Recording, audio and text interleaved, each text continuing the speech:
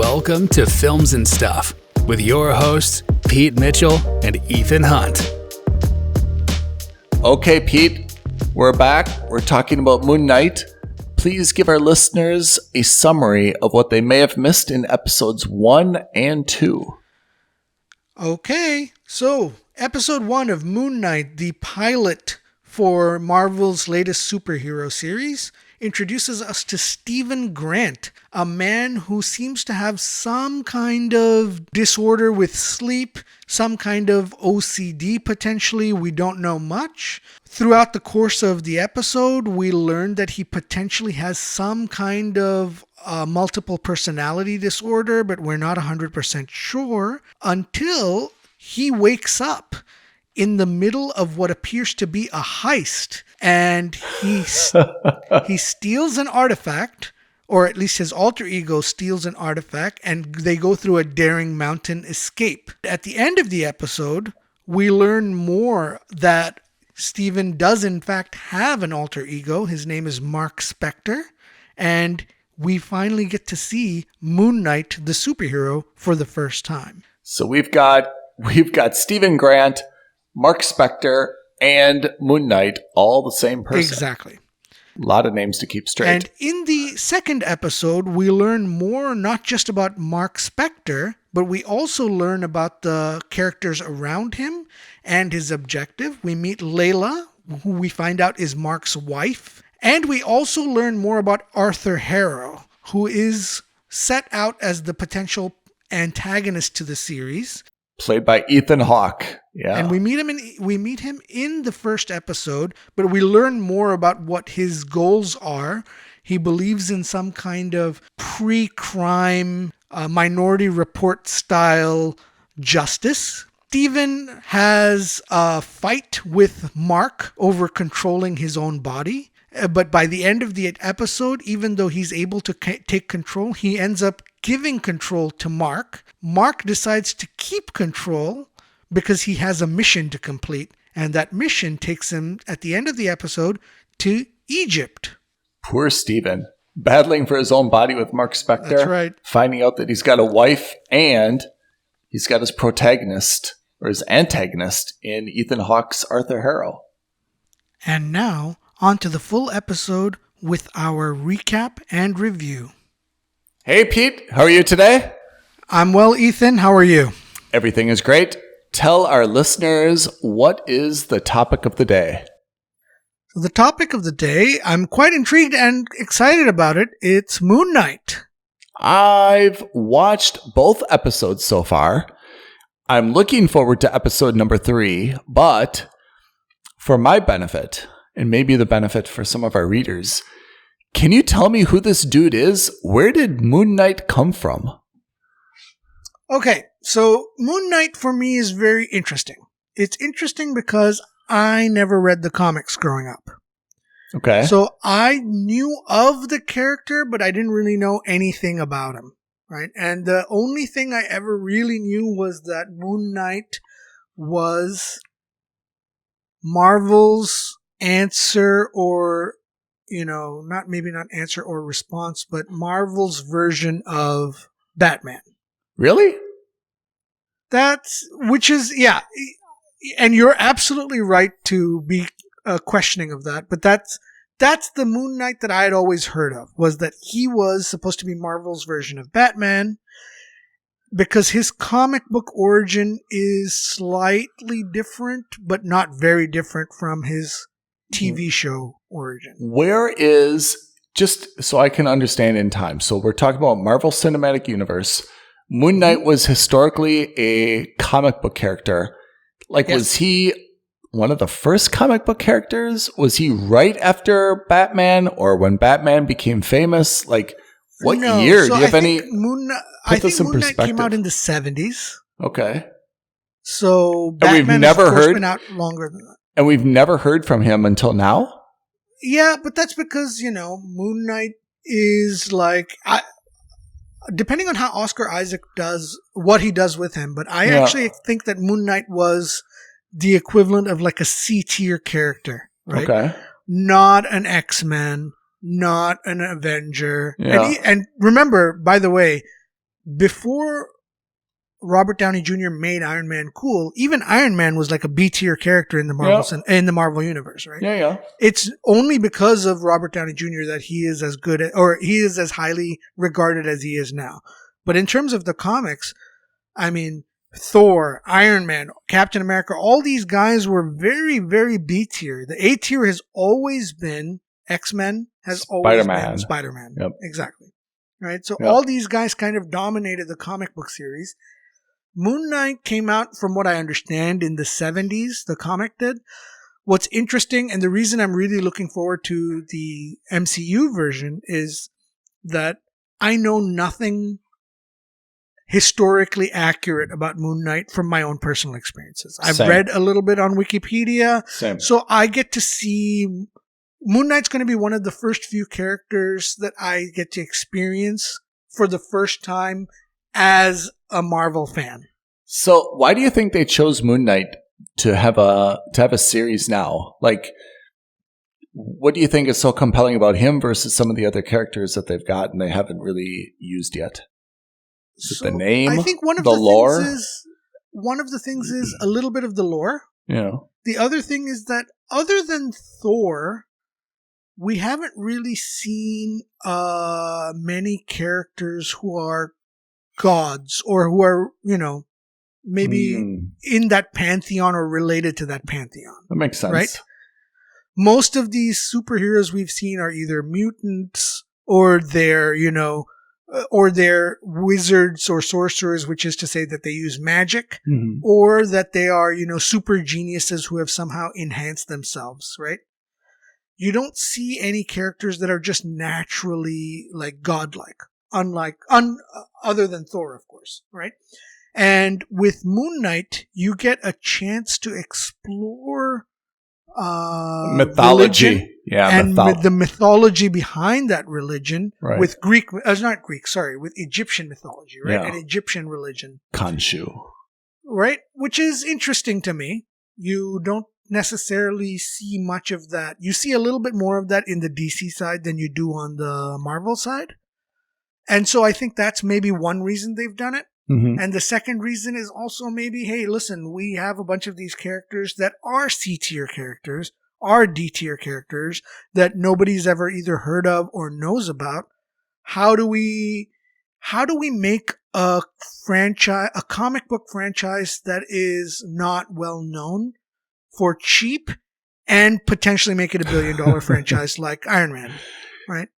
So what do you think of Oscar Isaac as the casting in this role? I think it's really interesting. When I first saw the trailer and you heard his British accent, I thought it was terrible. Yeah. Right? I thought it was really silly. I thought it was unnecessary. But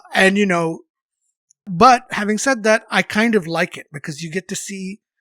So the story is that you have one man, right, who Mark Spector or the British guy's name, Mark Spector. Stevens. With a V. Grant. With a V. Grant, yes. With a V. That's right. So what's interesting is you get to see a character, first of all, who's got some kind of potentially disorder, right? Where you get to see like multiple personality disorder of some kind. So there's some kind of, and I'm not saying he's mentally ill, or that this is not that, but I'm just saying that there's a little bit of shining a light on that personality disorder or that behavioral disorder or that kind of mental disability or disorder, whatever it is, but not in a bad way. They're just saying, hey, look, we're not judging it. We're not saying this is a bad thing or a good thing. There are people out there who have multiple personalities. This guy is one of them, right? And you get to see, they're not glorifying it and they're not glamorizing it in one way or another, right? I think this is the problem I had with the Joker, which was to say they had kind of glamorized that mental issue that he had, right? And they made him a hero. And in this case where they're saying like, look, this isn't about making him a good guy or a bad guy. This is just who he is. Stephen Grant is just Stephen Grant. And as far as we can tell, he's an innocent bystander in all of this, right? Because it's really Mark Spector, his other personality, that is related to Khonshu somehow, that is this being that's got to do with, writing vengeance, for the lack of better words, right? This is where he's kind of like Batman. So I have to say, after 2 episodes, I'm still a little bit in the dark in terms of, like you mentioned, okay, there's Stephen Grant, and which is his British self. Then there's Mark Spector, who seems to be the guy. Then there's Khonshu, that Mark Spector somehow through Dark Knight works for. I'm still a little bit in the dark in terms of who everyone is and how they're related, but I think that's working for me. It's not really hindering me in liking the show, right? Right. They're very slow in pulling back the curtain. I mean, episode 1, I mean, we obviously we kind of knew there was like some issues, right? But they were very slow in kind of revealing what that was all about. In episode 2, again, now they revealed a little bit more, but still didn't exactly explain how everything is going. And ordinarily, I would feel like, wow, this series is so slow, or they're hiding everything. I'm not sure what's going on here. But somehow they're making this work for me, and the slow burn is intriguing me, and I think that there is enough kind of development of Stephen Grant's character, right? The guy who works in the gift shop shopkeeper, that I kind of got like behind his character, and I'm kind of like interested in what's going on here. Yeah, and I think it's a testament to the show, because it's also that you see a little bit of that also because every episode has some kind of action-y sequence that kind of gets you a little bit more hooked. Yeah. And it kind of drags you a little bit deeper into what the mystery is, right? Whether it's that sequence in the first episode where you're talking about where he meets Ethan Hawke's character for the first time, right? Oh, I love his character, Darrow. Arthur. I love his Arthur character. Darrow. Yes. And you see him do that daring escape. But what I thought was brilliant about that daring escape is we see none of the action, right? Because you see Stephen Grant take control over Mark Spector after Mark Spector has done all the cool things, right? Which is like shooting the guy out of the thing. You don't get to see any of that. You just see the after effects. I thought that was done brilliantly because you jump. It's kind of like a jump cut, right? Or a smash cut. Every few seconds you see him smashing to it. The camera cuts to a different sequence. All of a sudden he's holding a gun. All of a sudden he's like, you see a guy flying out of the back of the van. You don't actually see. That's such good storytelling. I have to say. I think it's brilliant to do that, right? Because I totally agree. For someone who doesn't know anything about that story, episode 1 was all about saying, hey, you are, for all intents and purposes, just like Stephen Grant. You, the audience, you, the viewer, are like Stephen Grant. You also don't know what's going on. He also doesn't know what's going on. You can, of course, put some pieces together, but in this world, neither of you has any clue what's going on. Yeah. And they slowly build up to that towards the end of that first episode, where you see that he finally talks to Mark Spector through the mirrors. And I love how through reflection and through mirrors, you can see the relationship between Stephen Grant and Mark Spector right? And where you finally see that Mark Spector is the Moon Knight. He takes control. He like decimates that jackal creature that's attacking in the bathroom. I thought that was wonderful. You are hitting it on the head, and I totally agree with you that good filmmaking, someone once told me that a good filmmaker, you don't have to show the door closing. You can just have the sound of the door being slammed. You don't have to show everything. That an audience is smart enough to make these small mental leaps. And I think you're right. In that chase scene on the side of the mountain in the truck, that you didn't have to see exactly what happened. You could just have these little jump cuts. And like you said, you kind of assumed or could understand what happened. I'm totally with you on that. I think it was amazing. And it was brilliant because we, as audience members, and as people who have brains, we understand that Mark clearly, that Stephen clearly shot the guy out of the back of the van. Yes. That's why he's holding a gun, right? Yes. Duh. What we don't know, and again, like you said, we don't see that happening, but we understand that, right? It's the equivalent of hearing the door closing. What we don't understand is, how is this mild-mannered shop clerk able to do that, right? And that's the mystery that we get to kind of slowly dig up, pun intended, throughout the course of this series, which I'm liking so far.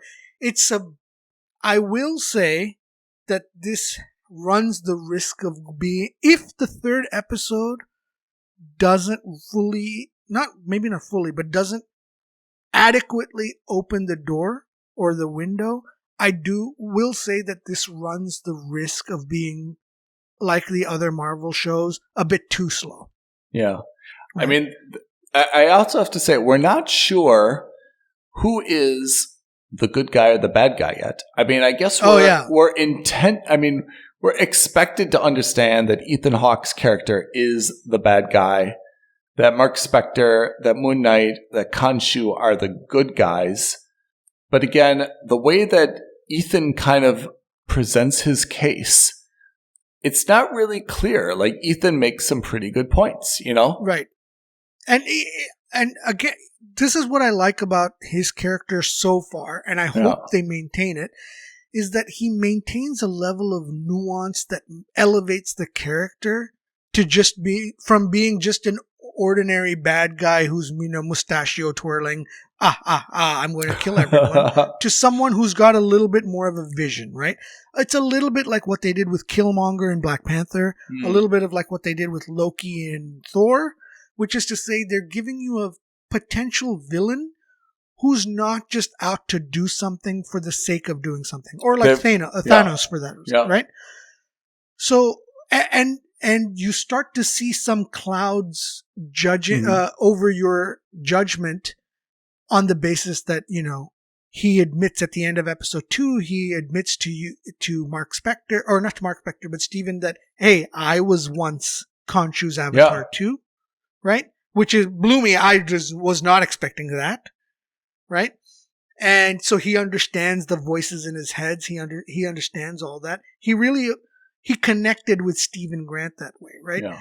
And then you also learned that Mark Spector was a bad guy mercenary. He did some really awful things. He executed people. And then you're just like, all of a sudden, the tables have turned, right? Now you're wondering, hey, who's the real good guy? Did I back the wrong horse? Yeah. Exactly.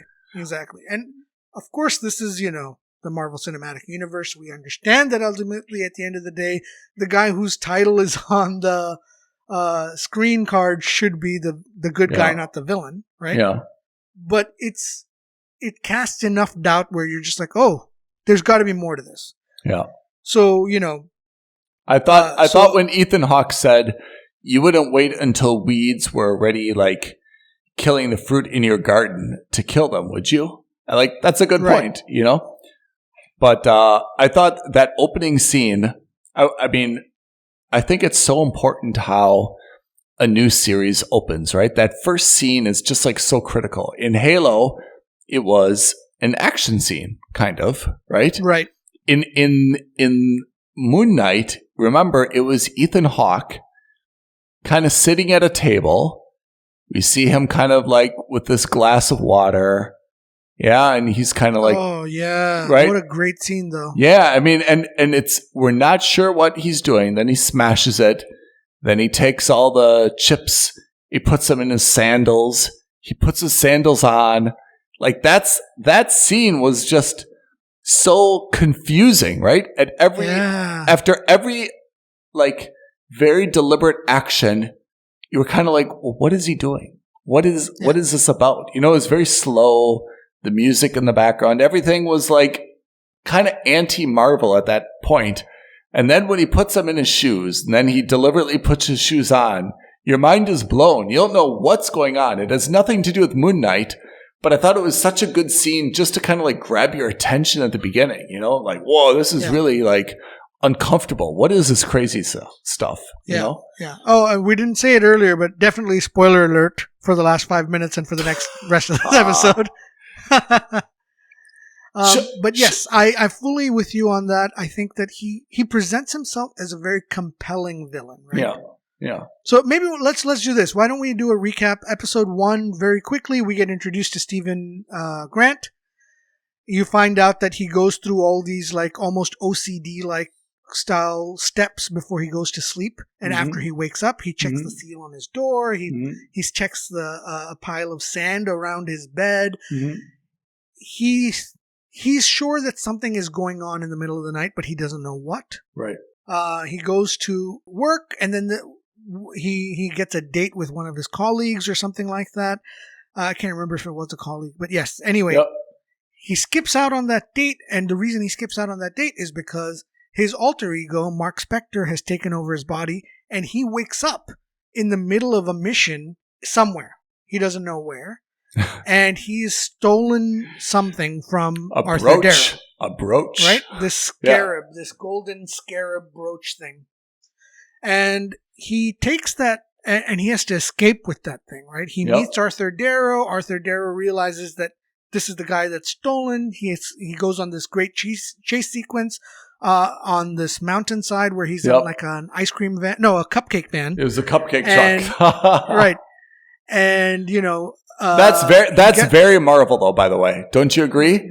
Hilarious. Marvel is just a small bit of humor. Yeah. Marvel is so good at that. Yeah, I agree. It cuts a lot of the tension by him being able to throw a cupcake and being like, what the hell, you know? Yeah. So he escapes, he gets out of that jam, he gets back to his home in London. He doesn't know what's going on, but he realizes there's something going on. So he starts digging into his own apartment. He finds that, there's maybe more to my night terrors than would appear. He gets confronted by Arthur in the museum at the end of the day. Mm-hmm. And he has to escape him. And when he escapes, he gets tracked down by this monstrous jackal character. Yeah. And he gives control back to Mark in the mirrors of the bathroom. Mark saves him. I thought the end of episode 1, where you really see Dark Knight for the first time in his suit robes, Moon Knight, sorry. Yeah. Was very powerful. I thought that was a great way to end that episode. I thought there was a lot of like cat and mouse intrigue, but I thought the way that ended was really powerful. Yeah. And I think I like that they didn't hold back. Yeah. And I think that was you could tell that MCU has its fingerprints all over this from my perspective, just because, as you said, they're so good at putting this juxtaposition, right? Between, like you said, a very serious fight or chase sequence in a cupcake van. The guy who is obviously has an alter ego, but he works in a gift shop and he's got all these trivial coworker problems, right?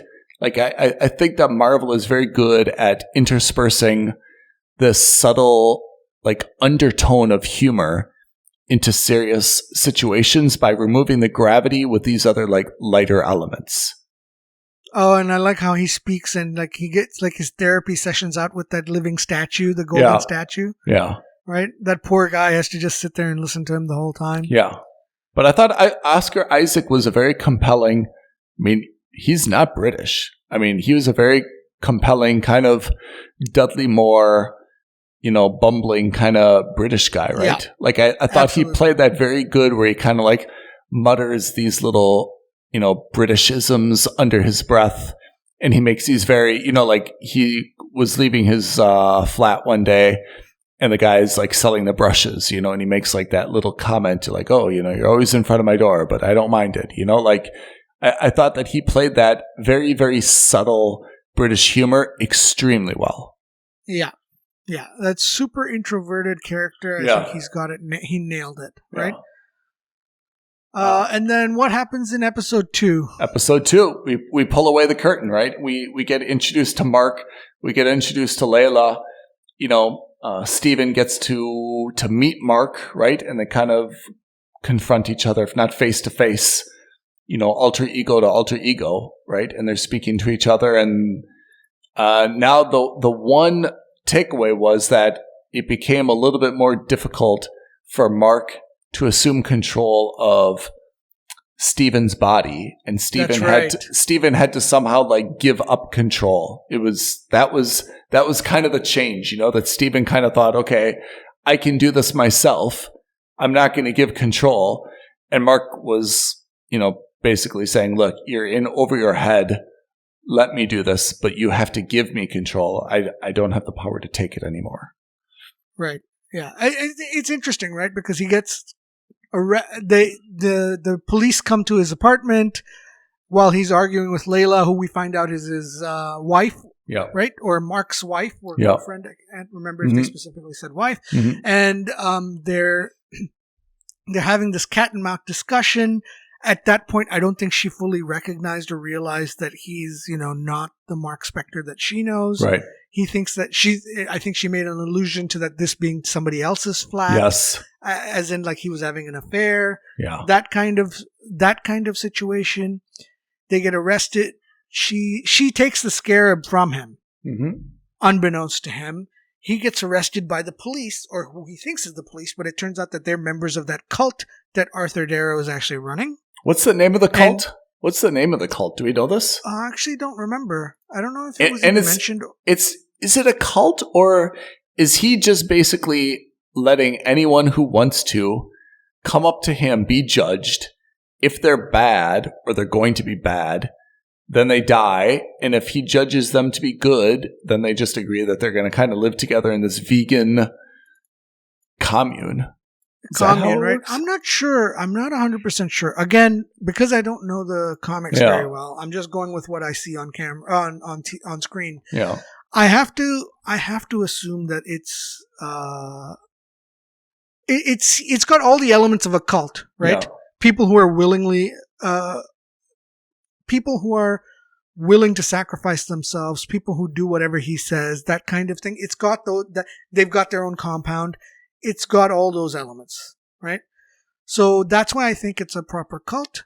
And then you see, he gets into not a fight, but an altercation.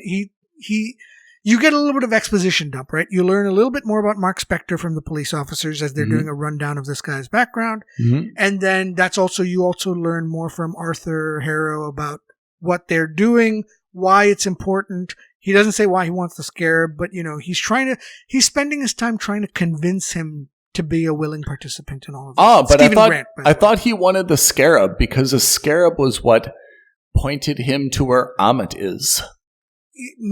That could be it. Again, that fell by the wayside. Yeah. I know that it was an important thing, and I know that he's doing Amit's work, right? By this prejudging, this Minority Report-esque style work. Minority Report. So let me say this back, and you tell me if I've got this right. Arthur and his commune believe in this god or demagogue named Amit. And Amit's style is to basically kill people in advance of them doing bad stuff, like you said, right. Minority Report style, in order to prevent bad things from happening in the first place. Whereas Mark and Khonshu believe, hey, we should only take care of bad people after they've done the bad act. Before they've done the bad thing, they still have free will. They may not actually do the bad thing, and you shouldn't punish people just for thinking something. And then they kind of go into, and you shouldn't kill children and blah-de-blah-de-blah. Exactly. Like this. Exactly. That's what I got from it as well. Right. Exactly. So it's two discipline styles. It's just which one has a... Yeah. One is before the fact, one is after the fact. Yeah. Right? Okay. And so he tries to escape. Layla shows up. They are able to escape. And I think that's when he then says, this is where you start to see Steven really try to gain control over his life, right? Yeah. Where he's like, okay, fine. You have these powers, which means I have these powers too, because we're one and the same. So I'm going to turn on the suit, right? And what are the powers, by the way? Is he just like very strong? Like he kind of had like some nunchucks at one point. Right? To be determined. Again, to be determined. I don't exactly know. Yeah. So I think this is where, where he falls out or gets thrown out the window. Yeah. And when he gets thrown out the window, you're like, oh, well, I thought he was going to turn into the Moon Knight that we know from the first episode. I thought he was going to be like, okay, well, I'm going to give control to Mark. But instead, he keeps control, but he turns into Moon Knight. But he turns into like this Dapper Dan version of the Moon Knight, which I really liked, by the way. So Marvel. Yeah. I thought that was brilliant. Right? Yeah. Like this all white suit. Yeah. 3-piece. It was a 3-piece. Yeah. Right. And it looked really nice. Did it have a really top hat? cool. No. It had the mask. It had the mask. Just the mask. Yeah. Yeah. So, but it's a 3-piece suit with gloves, with a tie. Yeah.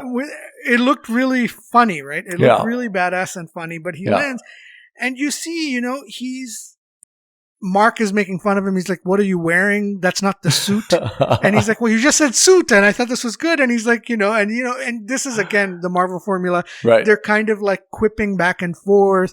He's talking about, "I don't care how good looking you are," because he's obviously thinks he's very good looking himself, right? He makes a funny comment or two. He's trying to defeat this monster. He punches the crap out of this monster and realizes, and even Mark was like, "Great punch." But then Mark was like, "Listen, now you need to give me control because now we're in public. And if I don't stop him now, he's going to hurt other people." But hold on. I was a little bit fuzzy on that because it seemed that there's like this dog-like beast, right? No one else could see the dog-like beast though. Exactly. It was invisible for some reason. So how was it like able to like, but it was like causing dents to people's car and stuff, right? Exactly, right? And like even Layla was able to hit the thing while it was invisible. So it's that I don't know what the mythos is. I don't know what the explanation will be, but apparently he can see things that are maybe more godly or more from the underworld. Yeah. And no one else can, right? Yeah. So in any case, then, he finally gives control to Mark. Mark runs along the rooftops of London, and I thought that was a good visual because you see the reflection of the moon. That was cool. You see all of that. The jackal beast chases him, and then he dives off the roof, grabs the jackal beast, and impales him on a spike on some building. Mary Poppins style. Yeah. And this is where things get interesting. He refuses to give control back to Stephen because he says, "I need to finish this." And we learn a little bit more, and we understand that the reason that Mark is the avatar of Khonshu is he made a deal with him, and this is apparently close to being like the last mission, and then he doesn't have to be the Moon Knight anymore. We'll see. To be determined, of course. Yeah. And then we end the episode with Mark waking up, not Stephen, waking up in a hotel room. And then he opens the windows, and lo and behold, where are we? Cairo. Egypt. Right? And we see the pyramids. Yeah. That's right. So, okay, where are we watching this, by the way? What streaming service is this on? It's MCU. Apple TV. It's on Apple TV? Apple TV Plus. Okay. Oh, no, sorry. What am I talking about? Disney Plus. It's Disney Plus. Yeah. Because it's Marvel. It's Marvel. That's correct. So what do you give this right now? What's your score? Is this a mooch or is this a subscribe? Right now it's a mooch. Yeah, I agree. Right now it's a mooch. That is to say, I'm unlike some of the other Marvel shows that we've seen so far. This has the potential to trend up. Yeah. Everything else after the first few episodes trended down for me so far. But let me ask, I agree with your rating. I've got the same rating. I think this is mooch. I don't think it's worthy of subscribe. But why? I think we've been very positive in our praise for this show. We've mentioned a lot of super cool things. We like Oscar Isaac. What is the reason why this isn't a subscribe? What is missing from it? Is it more suit? Is it more action? Is it a better story? Is it more characters? I would say one of the problems, maybe to the extent that's a problem, but there's not a lot of characters that I've really been introduced to. I know Mark. I know Ethan's character, Arthur. That's it. Layla, a little bit. And then, of course, like there's the security guy at the museum. There's the other gift shop lady at the museum. But basically, this is just a 2-person show right now, right? Is that the problem? For me, the problem isn't that. I actually think that's nice because you get these little exposition dumps that don't feel like that. Yeah. What I think the problem for me is not enough suit, not enough idea of who Moon Knight as a superhero is and what he's able or capabilities are, right? Okay. Like you asked that question, like what are his powers? Honestly, I have no idea. Yeah. I saw him grab that silver batarang that's in the shape of a moon from his chest. I saw him, leap across the rooftops of London. You see him do one strong punch, but really nothing that otherwise would indicate that he's a superhero. Yeah. Right? So there's that one thing. And the second thing is, so that's for me the main reason. And the second thing is that it's also, we're 2 episodes in, there's 4 more to go. It's only 6 episodes. I think it's I need to see a little bit more of where this story is going. I will say in terms of villains in the Marvel Cinematic Universe, Ethan Hawke is probably one of the more charismatic ones. Yeah, so good. I have to say. I think Marvel definitely has a villains problem. I think out of all of the movies, they've done some 20-odd movies, and I think I can only think of a handful of them that I really liked as villains, as bad guys. Everybody else has been very good, has been very middling to very bad. Let's break that down. Who are the good villains in the Marvel Universe? I think Killmonger was excellent. Loki? Is Loki a villain? He used to be. I think Loki in Thor 1 was also phenomenal. Yeah. I thought Thanos was excellent. Yes. We're negative on the Spider-Man villains, right?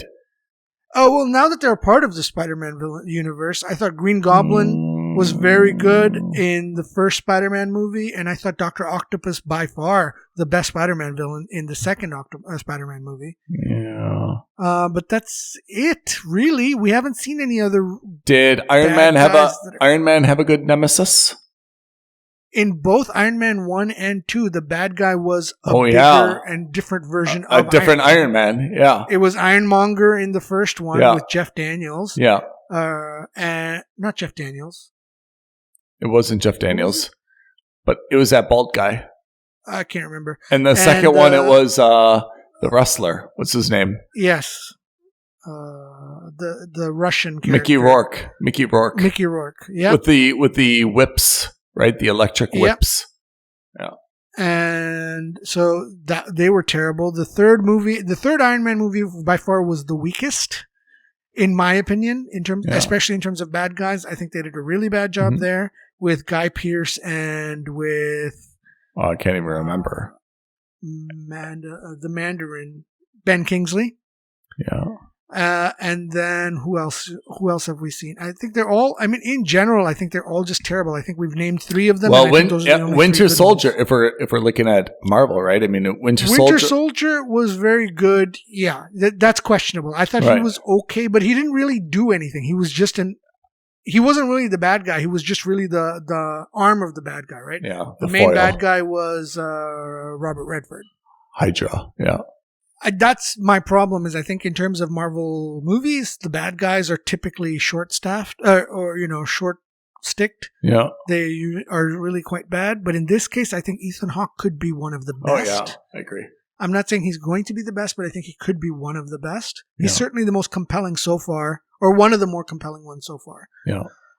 So I'd like to see. I'd like to see where that goes with this, and if he turns out to be on the same path that he's on now, I have no qualms. I'm willing to go so far as to say that if the 3rd episode goes the way I'm hoping hot take. Here comes a hot take. Maybe not so hot, but here it is. I'm probably going to increase my recommendation from a mooch to a subscribe. Based on episode 3. Based on the bad guy. On the bad guy. Okay. Yeah. So I think that's where we are with Moon Knight. I'm really looking forward to it. I think, F. Murray Abraham, by the way, his voice as Khonshu is really, really good. And it's so funny because the last time we saw F. Murray Abraham was in... Yeah, what have I seen him in? With Mythic Quest. Yes. What's his name in Mythic Quest? I didn't know that he was in Mythic Quest. Oh, yeah, no way. He's the guy who writes all the mythology and the lore. In any case, I think he's very, very... The voice is excellent. It's really, really good. It's not like a huge part, I understand, but the voice sells it to me. I think they've done a really good job with that. So I'm hoping CW Longbottom. There you go. CW Longbottom. Man, he was amazing in Mythic. Is Mythic Quest coming back for a third season? I don't think so. I don't know, but I don't think so. Too bad. CW backstory. In episode 3, I'm hoping we get to see more of the Egyptian mythology. I'm hoping we get to see more of the religion and why they're searching for whatever they're searching for. Yeah. So that because right now we don't really know what the MacGuffin is, right? We had the scarab, but we don't really know what the end game is for Arthur Harrow. What is he looking for, and why is he looking for it? He's looking for Amit. They're trying to get Amit back. We haven't been introduced to Amit, but Amit is apparently the foil to Khonshu, right? Right. And what I'm saying, there has to be some way that happens, right? Whether it's like they recover an ark that he has to, kind of like in Indiana Jones, some kind of Ark of the Covenant style thing where they have to recover his tomb or his sarcophagus or something, right? There has to be something. I don't know what that is yet.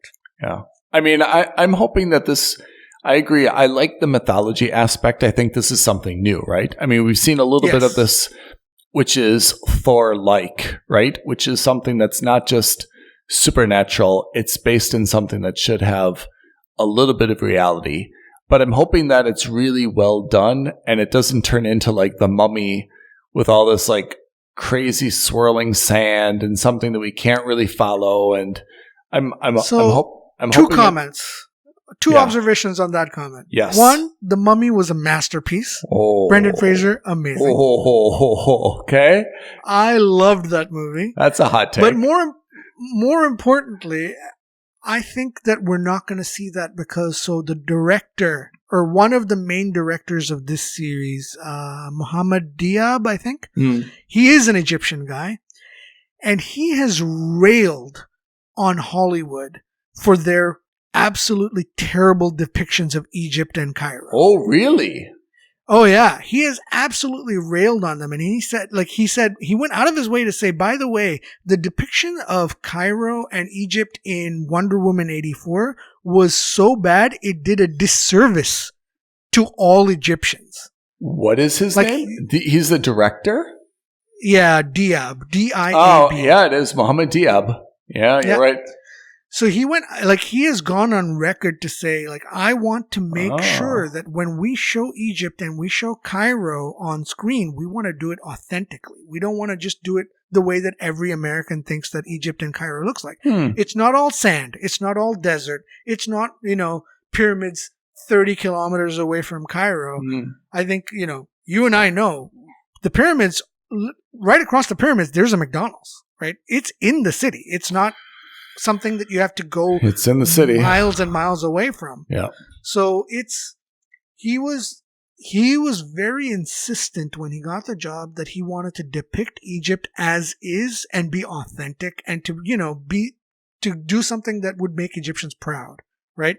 Which is fair enough. I fully understand that sentiment, right? So I think that's a very important reason, and I think that's the primary reason we're not going to see something like The Mummy, right? Which is this depiction of whirling dervishes and sandstorms and things like that. I don't think we're going to see any of that. I think we're going to see a real depiction of real Cairo and real Egypt, as well as of real Egyptian mythology, which, frankly speaking, we don't really see much of on screen, right? Yeah, we know a little bit about Greek and Roman mythology. We know a little bit about Norse mythology, but that's kind of it in terms of religious mythologies. Egyptian mythology, not very well represented, if at all, on screen, right? And most Asian mythologies, same way. So. So I'm hopeful that we get a lot more, we get a lot clearer picture of the mythology and of what the MacGuffin is going to be and how, and hopefully also more of the Moon Knight. Well, we definitely need to see more Moon Knight, and we need to really see we really need to see the suit, which is a very cool suit, by the way. I have to say, it's not the 3-piece was nice, but his real thing with kind of the cape and the way that like it flows, I think is a very, very cool suit. Yeah, I'm intrigued. I want to see. I'm in two minds about it. I haven't decided if I really like it yet or not. I think it's hard to see from the show, but when you look at like the still photos, or you look at like then like the clips from the show make the suit look very cool. But I agree, the way that the show is filmed, he's moving around quite fast, and it's hard to like really take it in. You understand the color and like some general like style about it, but not the details so much. Yeah. Let's see. Let's absolutely see. I haven't decided if I'm in it or not, if I'm in with the suit or not, but I am definitely with Stephen Grant's version of the suit. I thought that was brilliant. Yeah. And I really liked it. So speaking of Disney Plus, when is Obi-Wan coming out? So Obi-Wan comes out, if I remember correctly, in June. Okay. I think this show will finish up in May. By the time we're done, it'll probably be May because there's 4 episodes left and it's on a weekly basis. So sometime in May, I expect there to be a 1 to 3 week gap. And then I think either at the end of May or at the beginning of June, we're going to kick off with Obi-Wan, which again, as a quick reminder, is also when we're going to kick off with The Boys season 3. Oh, wow. Amazon, The Boys with Amazon, Obi-Wan on Disney Plus. Okay. I think you and I will tend to give Obi-Wan a little bit of grade inflation. Just because. Whereas I think Moon Knight, as you mentioned, part of the reason that we both have it as a mooch and not a subscribe is I think because it's a new character for both of us. Like, I know you've heard of the comic books. I never even knew this was a guy until this came out. And that's why I even get the name wrong. I keep wanting to call him Dark Knight, which is Batman. But I'm like so confused by him because I never even heard of this thing before. So I agree that Marvel really dug deep into their IP of characters to pull him out. And I think that's a little bit why his name is even taking some time to rub off on me. The show is very, very good. I've thoroughly enjoyed it. But I think just because the character doesn't mean anything to me and I don't have that connection to it yet, I'm still at a mooch and not as a subscribe. Whereas I feel if Obi-Wan to me is probably like Halo, that I've got very high expectations. And after the first episode, I'll probably still like it no matter what. But then after that, it's going to have to kind of stand on its own merits. Reality will set in for us. I think that's the thing. I think we will be more forgiving, but at the same time, we'll also be less forgiving for the same reason. I mean, which is to say, I'm happy to give them a grace period of 1 or 2 episodes to really find their feet. But tough. If by the 3rd or 4th... We are tough, No, but that's because that's how much we love Star Wars. But if by the 3rd or 4th episode, Obi-Wan is still struggling, it's going to get slated. Yeah. I mean, I think actually, if we look back at Halo, not to continue to pile on Halo, we've done that plenty in our Halo episode, but that first episode of Halo, probably we even inflated that score, and we were more just enthusiastic about the idea. So like, it was pretty okay. The suit was great. It was not a bad episode. But probably if we'd watched that again, I think we'd say there was nothing compelling about this at all. Even the battle scene was probably a little bit weak. I think we'd even have a more negative view of that first episode. So I'm hoping Obi-Wan overcomes that based on all the other Star Wars, or I should say, the Lucas franchises, that I have high expectations only because everything else they've put out has been pretty high quality. Perfect. So again, quick recap. Yes. My score for Moon Knight episodes 1 and 2 is a mooch. Same for me. The same for you. Same for me. And we will continue watching this. Yes, we will. It drops every Wednesday on Disney Plus. Next week, we'll have another episode. So next Monday, we'll give you a recap of episode 3. That's right. But before then, we're going to review Morbius. You've already given me a spoiler alert by saying, go see this movie. Were those your words? It was something like that. I just said I can't wait for you to watch it. Okay. So I will see it in a few hours, and next episode we'll do a breakdown of Morbius. Perfect. Until then. Thank you, Pete.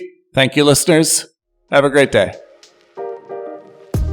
Thank you for listening to another episode of Films and Stuff. If you haven't already, please subscribe and review on Apple Podcasts, Spotify, or wherever podcasts are downloaded. Films and Stuff. There is no substitute.